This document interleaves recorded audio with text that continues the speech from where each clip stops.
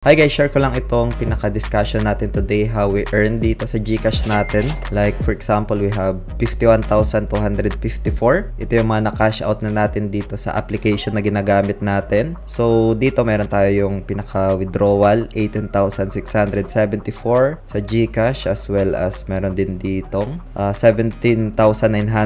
And other withdrawals pa dito papunta sa GCash natin, 7,680, 7,000. And ito sa GoTime naman ito, maybe I'll give ideas na lang din dito kung paano mag-earn gamit yung GoTime, maybe next video natin dito guys, no? So discuss natin today kung paano ito natin nakuha. Marami tayo dito mga discussions sa application na ginagamit natin. Like for example, yung AI trading bots, launch pool, yung daily rewards na free lang, and other details pa dito. Marami tayong mga ginagawang videos dito sa application na ito. Mamaya sa end part ng video na to, i-link up ko na lang, kaya tapusin nyo tong video na to guys, no? So for now, balik muna tayo dito. Other discussions naman tayo dito guys, yung earn na option wherein mag-hold ka lang ng certain assets dito is that you earn passively daily guys, no? So discuss natin yan dito sa video natin today gamit itong cellphone lang guys, no? Pero before tayo dito mag-start, kung hindi nyo pa na-like ng video na to, please like this video first,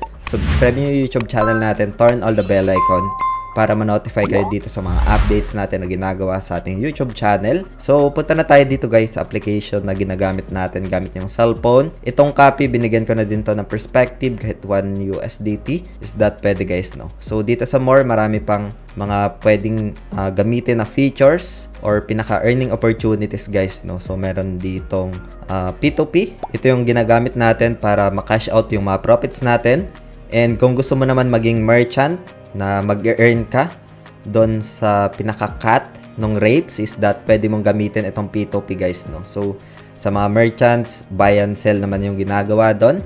Meron din ditong rewards guys dito, so select muna natin itong rewards. So dito guys, daily naman ito na i-claim mo lang. Like for example, meron tayo ditong daily check-in, claim now mo lang, and then pagkatapos nyan, you can go to task, no? Other points dito that you can get, and itong points na to guys can be converted, no? Or can be redeemed, no, into USDT. Like for example, 30 USDT na pinaka bonus, tapos if ever na ginamit mo yung pinaka bonus na yan to trade, nagka-profits ka, yung profits na yan is pwede mong i-withdraw, no? So simple as that. Currently we have 1,435 points daily ito na kiniklaim. Meron ditong mga daily points guys, no? So andito lang sa may rewards tab nakalagay.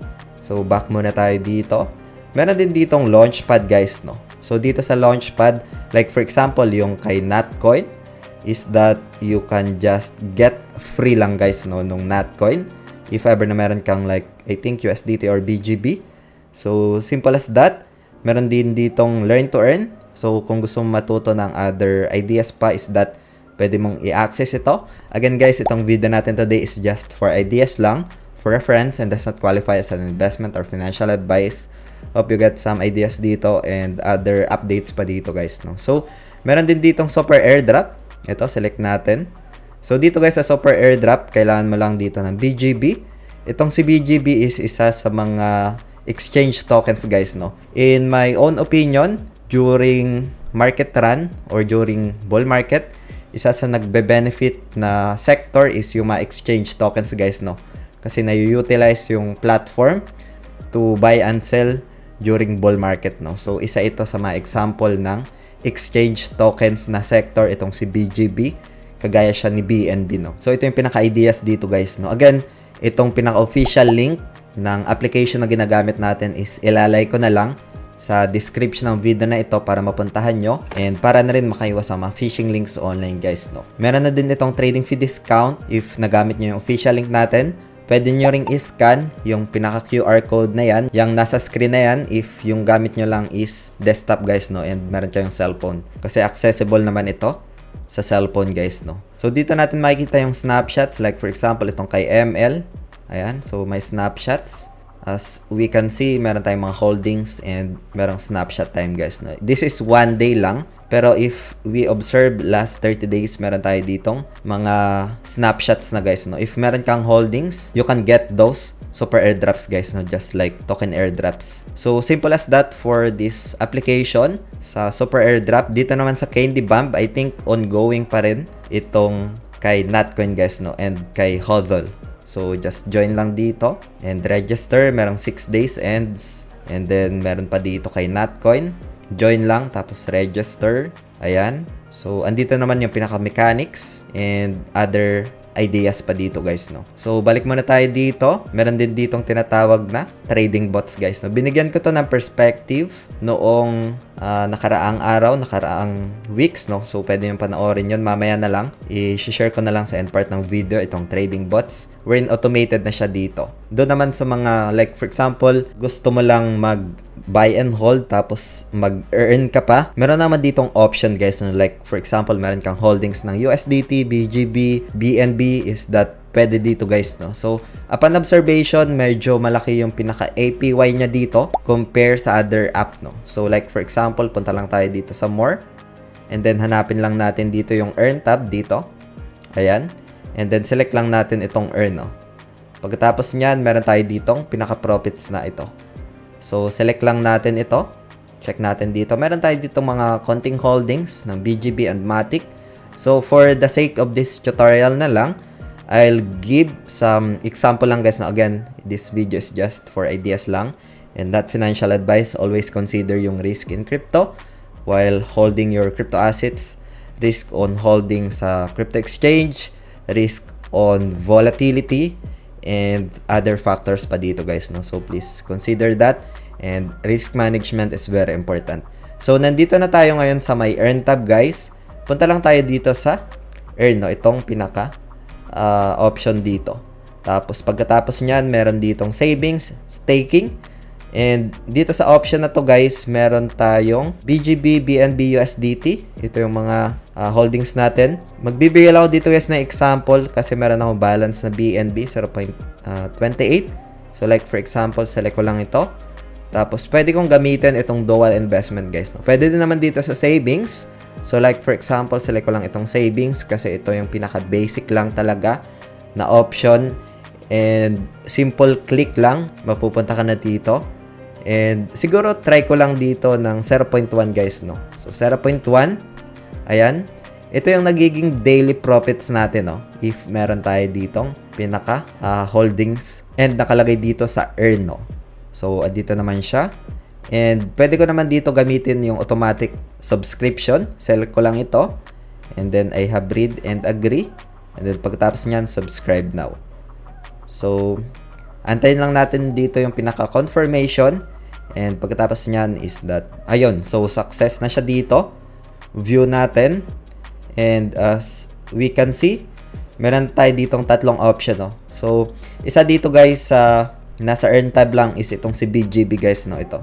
As mentioned kanina, isa siya sa mga under sector ng exchange tokens.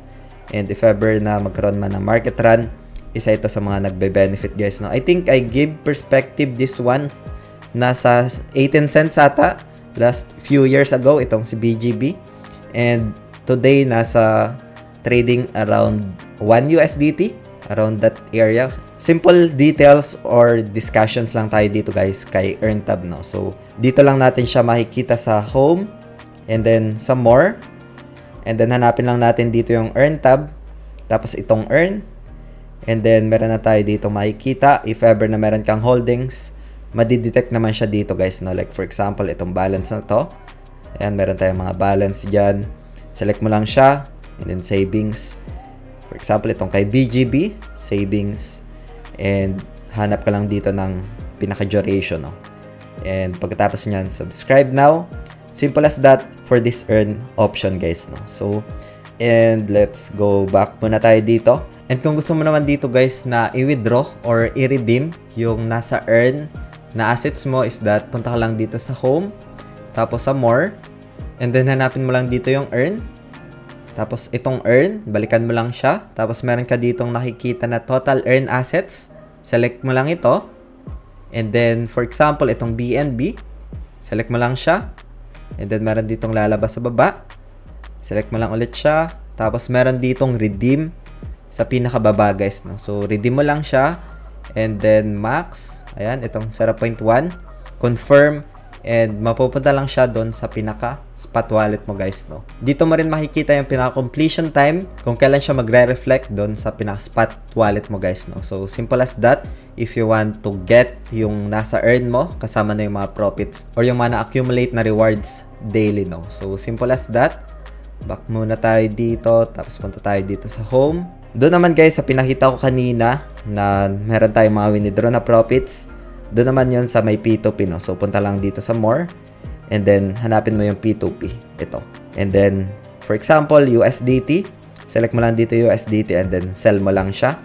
Pwede sa GCash, pwede sa GoTime. Next video natin yung GoTime naman guys. Bigyan natin ng perspective, no? So, that's it.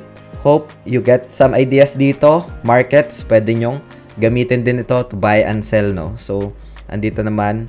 And meron tayong mga tutorials neto sa ating YouTube channel. Yung ideas guys, lalay ko na lang sa screen ng video natin today. Click nyo lang tong video na to guys for more ideas pa regarding dito sa application na ginagamit natin. Maraming salamat ulit sa panunood. Ingat tayong lahat.